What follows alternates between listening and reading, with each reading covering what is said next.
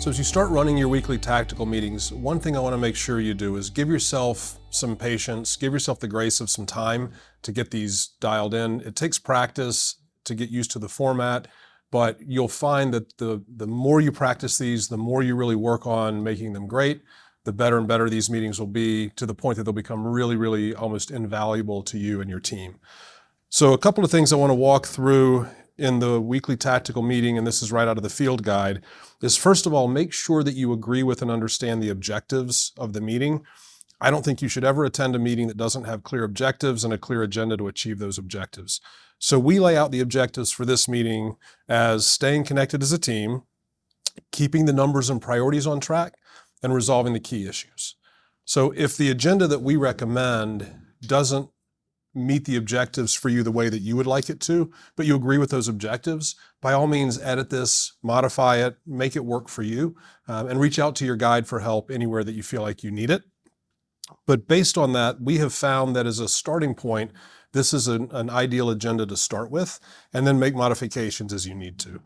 So the way the agenda flows, just a couple of things that you may not remember from your day in base camp that I want to make sure you think about is in the check-in at the beginning of the meeting, one of the reasons I like to ask the second question that's in the list of questions in the field guide, which is around frustrations from the prior week that need to be resolved, is that often what happens in our businesses and in our organizations is that we have a frustration, we're putting out fires throughout the week, and as long as we get the fire out, we're off to the next fire. We never actually spend time going back to understand why the fire started in the first place.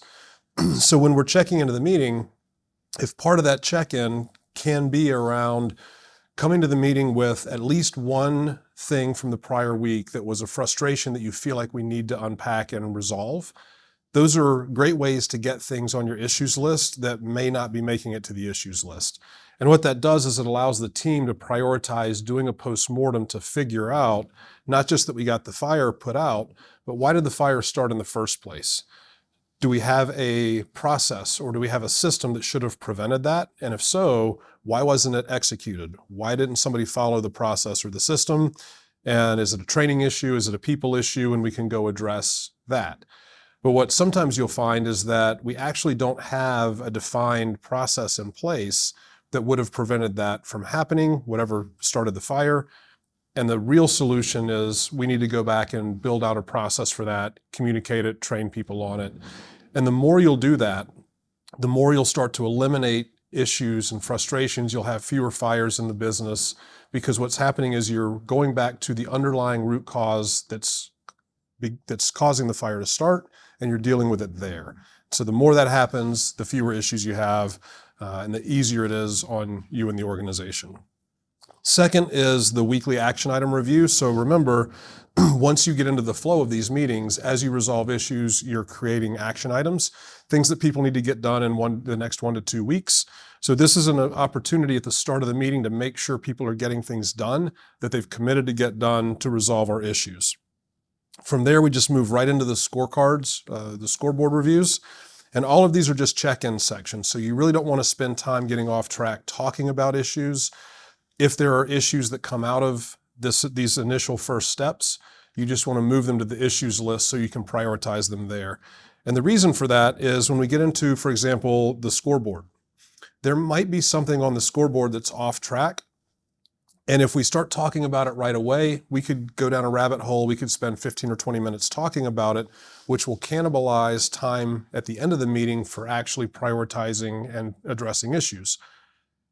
That issue that we spent time on early in the meeting, in hindsight, may not have been the most important thing to talk about, but we've now run out of time in our agenda and people are on to other meetings and other responsibilities without actually tackling the most important thing. So really these first 5 sections in the meeting, do your best to stay on track, keep those to just updates, and anything that's off track or anything that needs to be addressed as an issue gets moved to the issues list before you start talking about it. So we do our scorecard or scoreboard review, making sure we're really winning the week. And if you have numbers that continually are falling off track, you've got to talk about those as issues. The issue could be that we have the wrong goal. And it could be as simple as that. We need to readdress the goal and make some adjustments. It could be that we're not putting it on the issues list and addressing it because it's actually not that important to everyone. And so maybe we should just take it off the scorecard altogether. Or we're just avoiding talking about something that we need to talk about. So really think about how to continuously improve your scorecard during the course of your meetings.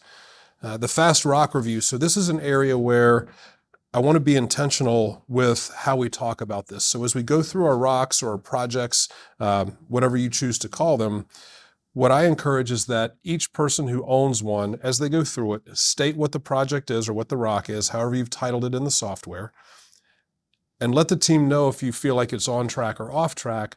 But before you go on to the next rock, let the team know just very briefly what you did over the prior week to keep moving that project forward and what your intention is in the coming week to continue moving it forward.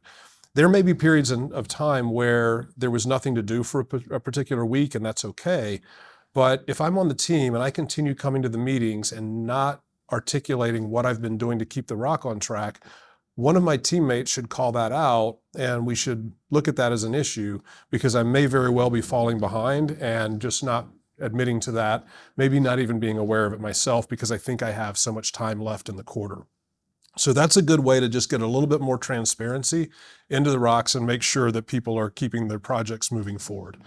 The headlines and updates section is really intended for you to cover anything that the team needs to know about so we stay connected and we're on the same page, but wasn't important enough for me to interrupt people offline in between these meetings.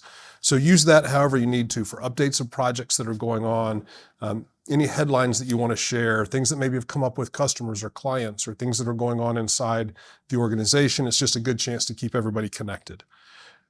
Then when we move into the issues resolution, the way I like to approach this is get the issues list up in front of everyone and just ask the team if we could only get through one issue today, what's the single most impactful issue that we have to solve first? Let the team decide what that's going to be. I wouldn't waste much time here. If you feel like there's something on the list you really want to get through, be selfish, call out that number or call out that issue, and let's get that to the top of the list. And so as we go through, I want you to pay attention to the questions that are in blue and bold. I think if you set the issue up properly, you'll find that you solve issues much quicker. And I like to say that an issue well stated is an issue nearly solved. And so the first question is, whose issue is it? You could also say, who wants to tee it up for the team? So somebody put it on the issues list. Somebody has a frustration or an issue around what we're going to talk about. So once we know who's going to tee it up for the team, I then ask them, who are you talking to? And that's typically based on who owns the decision. So some people like to ask who owns the decision. Other people ask, who are you talking to? But based on your accountability chart, ultimately, if we have single point accountability, somebody has to make a decision. Sometimes there's an issue where you just need to brainstorm something that you're stuck on, or you need help with some ideas. Let the team know it's a brainstorming thing and you're really talking to everyone. But most of the issues you're going to find, you're talking to one specific person, and it's based on the accountability chart and who owns the decision. Before you jump into talking about the issue at that point, the last question that I think is important to answer is for the person who's setting up the issue. What is the ideal outcome you want to get to if we're going to give this time today?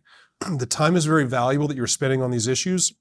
And to get the person with the issue to clearly articulate the outcome that they want to get to by giving it some time, that clarification often propels you well down the path of getting to a resolution on the issue. So once that's all clear, check in with the team, make sure everybody agrees and is aligned, and then we go right to the person that owns the decision or that we're talking to and ask them, do you have any clarifying questions? Do you know what they're asking for? And oftentimes they already know what the solution is at this point, and they'll recommend, here's what I'd like to do. If the two people agree, that's the right solution. We memorialize that as an action item and move on. If it requires more debating and discussing, then we spend time debating and discussing and unpacking it. One side note is if the team has a bad habit of going down rabbit holes and getting into circular conversations and wasting a lot of time talking through these issues, simply get a clock or a timer. There's lots of apps you can use on a phone, and ask the team before you start unpacking the issue, How much time do we want to give this? Maybe we're going to give it 10 minutes. Set a 10-minute timer and try to hold yourselves accountable to work through the issue within that amount of time.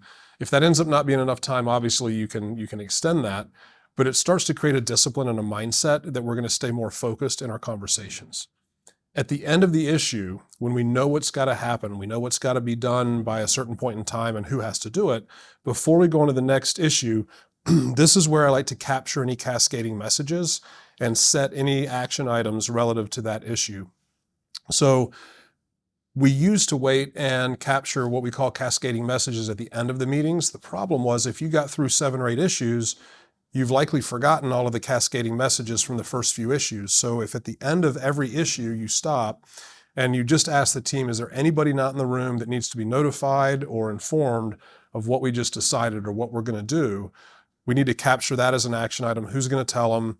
When do you need to tell them? And just capture that on your action items list so you can come back and make sure it's done after the fact.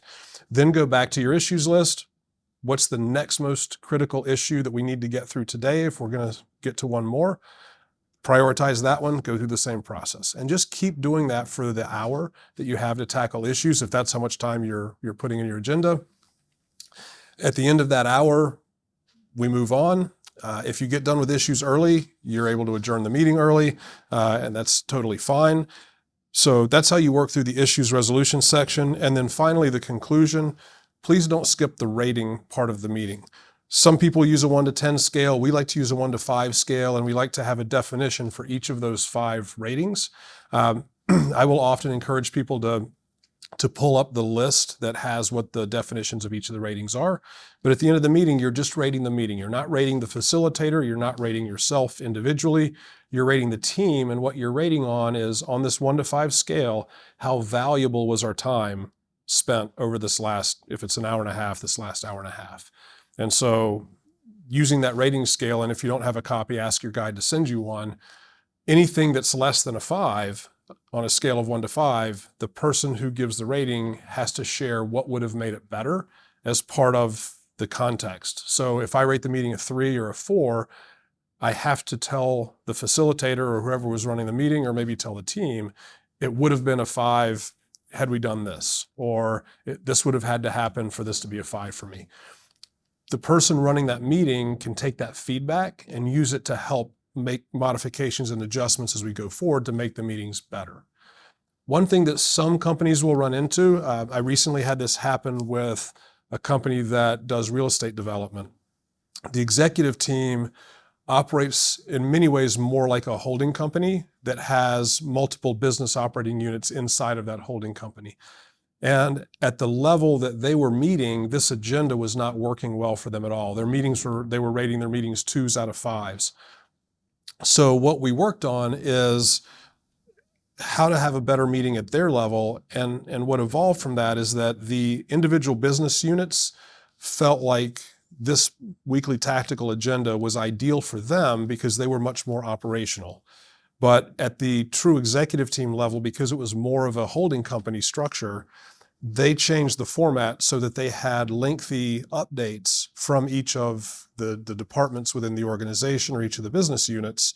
I think they gave each of them maybe 10 minutes. They had 3 different units. So that was a 30-minute beginning to the meeting. It was just updates. We're not going to talk about issues, but if there are issues, we'll pull them out, get them on an issues list. Then they had another, I think, 45 minutes for going into that issues list and prioritizing and tackling issues. They also decided to run this every other week instead of every week because there just wasn't enough happening over the course of 1 week at that high level to justify the weekly meetings. So make these your own, get really clear on the objectives behind the meeting, and then work with and adjust the agenda as necessary to make sure you're getting great value, you're having outstanding meetings, tackling the issues you need to tackle, making sure priorities and numbers are on track. If there are other objectives you want to make sure you cover, get those documented, get that into the meeting structure, and make sure your agenda fulfills that.